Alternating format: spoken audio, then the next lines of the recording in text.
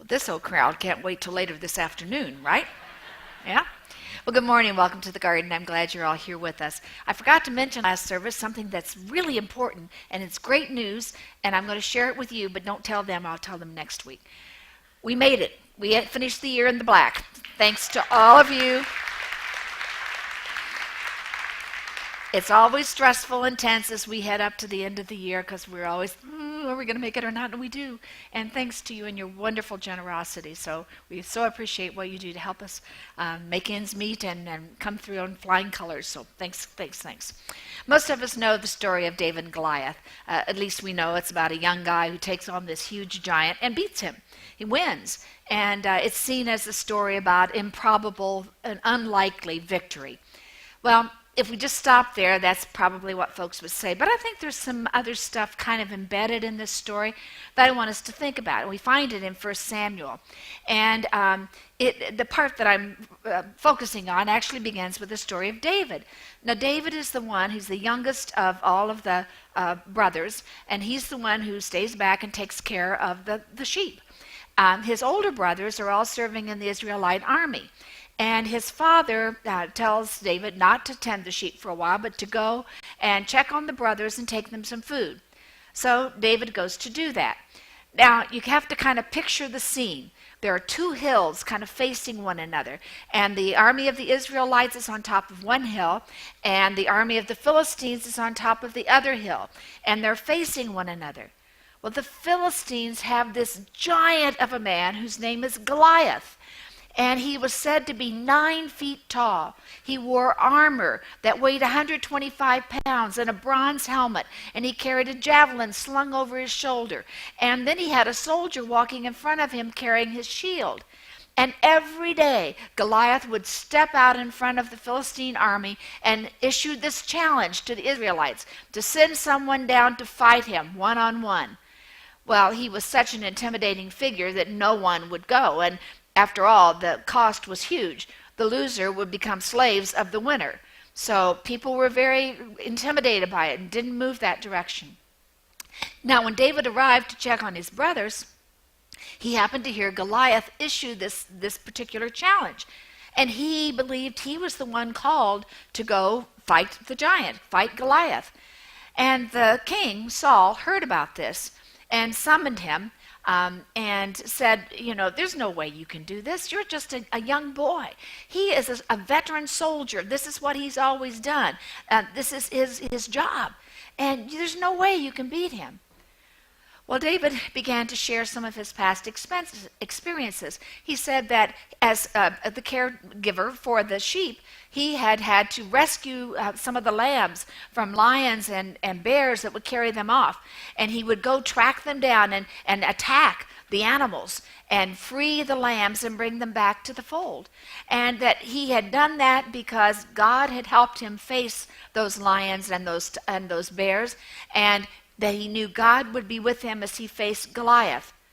Well, Saul finally relented and insisted that if he was going to do this, he was going to wear Saul's suit of armor.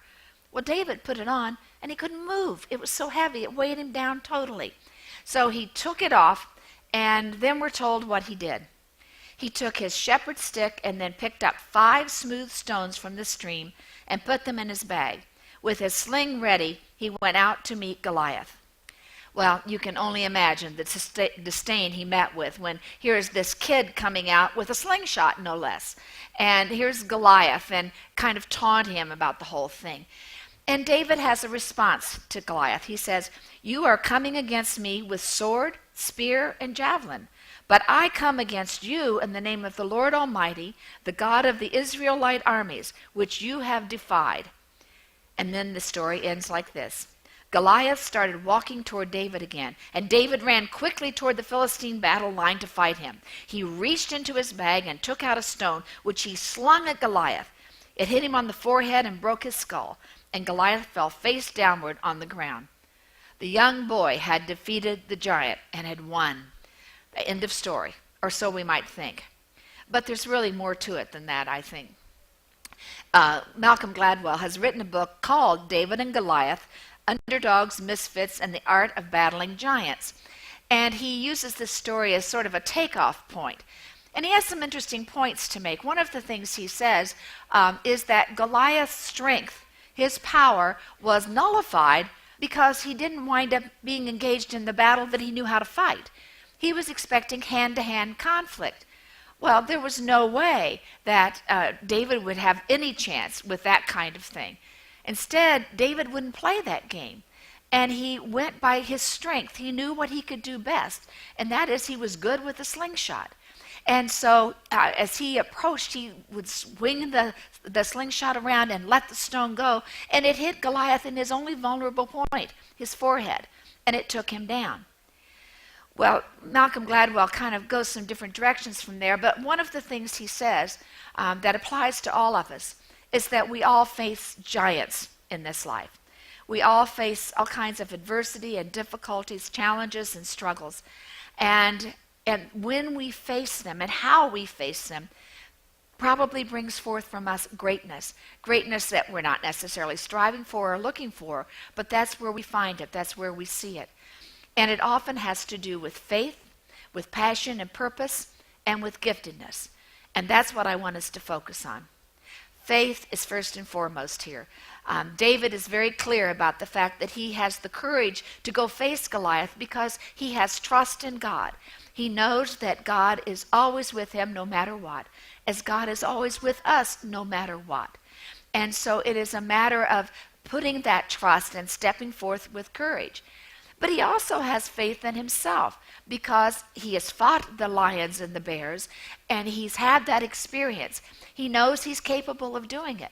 So he uses faith both in God and in himself to move him forward and to help him to deal with that giant that is in front of him.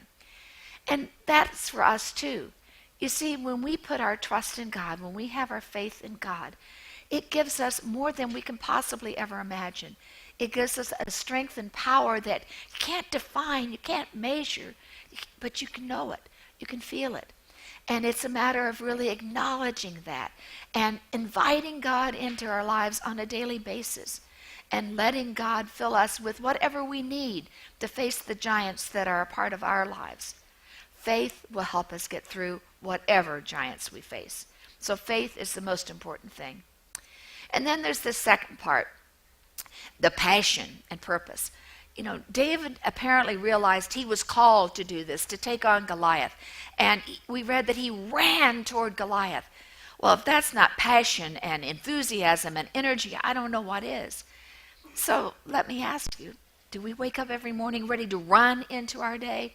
Are we filled with that kind of passion and enthusiasm and excitement about what the day ahead holds for us? You know, where are we on this scale of passion?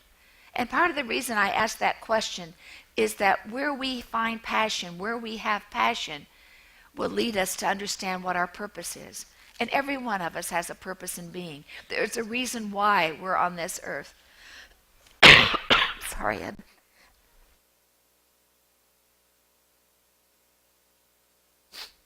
Sorry. There's a reason why we're on this earth. We all have a contribution to make. We all can make a difference in this world.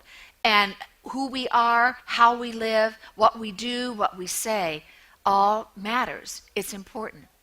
Now, if we're feeling that we don't have that passion and that we don't know what our purpose is, maybe we should take some time out and begin to dig a little more deeply and to think a little more deeply about what is it that we're called to be and do.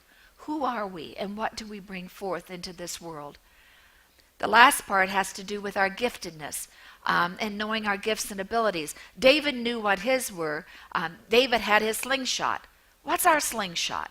What are the things that we can do and do well? Now, I've mentioned to you before that in the past I had led some individuals and groups trying to discover their gifts, their skills and talents and abilities and interests. And I can't tell you how many times I heard people say, well, I don't have any. I don't have any talents at all. There's nothing unique about me. And I've always said, no, that's not true. Every one of us, every single one of us is a child of God. And God has embedded within us gifts and abilities and skills and interests and talents. It's a matter of for us to uncover those, to discover what they are, and then to begin to live true to them. Now, that's where folks get stuck. because very often we wind up comparing ourselves to somebody else, or putting ourselves down, where we don't think it's a good thing to really honor the things that we're good at and that we can really do and that we can really be. But we have to be able to do that, to really recognize our giftedness and to identify what those gifts are. We need to realize that each one of us is unique. Each one of us is different. Yes, we may have some of the same gifts that other people have, but we have a unique combination of them. Our combination is what nobody else has. That's our uniqueness. That's what we bring. So it's most important that we discover what our giftedness is. What is it we're good at? What do we do sort of naturally that comes forth from us? Maybe it's a matter of taking the time to think back. Maybe even to when we were children, to see where we were encouraged or what things we were affirmed on. But it can be more recently than that. It's a matter of thinking about experiences that we've had where we felt good about ourselves. We felt satisfied. We felt a sense of accomplishment, either by who we are or how we responded to a situation. Maybe it helps to write it out a little bit. And if we still are stuck and can't move forward, then maybe it's a good idea to ask a friend or a coworker or a family member to say, where do you see potential? What do you see something that I'm good at that maybe I don't know about? And how could I begin to take care of that and identify it and use it? Because when we do that, when we really let those gifts be discovered, let them come out in the open and honor them, that's when we find ourselves equipped with all kinds of courage. Courage to try something that we've never done before. Courage to put ourselves in new situations. Courage to try brand new things. And it's amazing what will happen when we do that. Take, for example, volunteering. Now, I know there are plenty of you here this morning who volunteer in one place or another, maybe at the garden, maybe in other ways. And I would venture to say that everyone who does that finds out something about themselves, finds something they're good at that maybe they had a hint of, but have seen it blossom as a result of sharing of their time and talents and interests. Let me take our tech team, for example. Now, none of these folks knew anything about what they were doing when they started out doing this. They had an interest and a willingness, and they stepped forth to do this. And that's been a wonderful gift to the garden as these volunteers have come forth. And Dennis, who's the head of our tech team, has told me, I can't tell you how many times, how much he's learned and the things he's doing that he had no idea he would be able to do.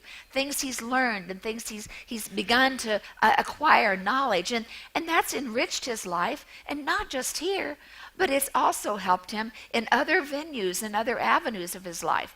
And that will happen to us too, when we allow ourselves to get involved, when we give of where we think we might have a gift or talent, to then watch it grow and watch it develop.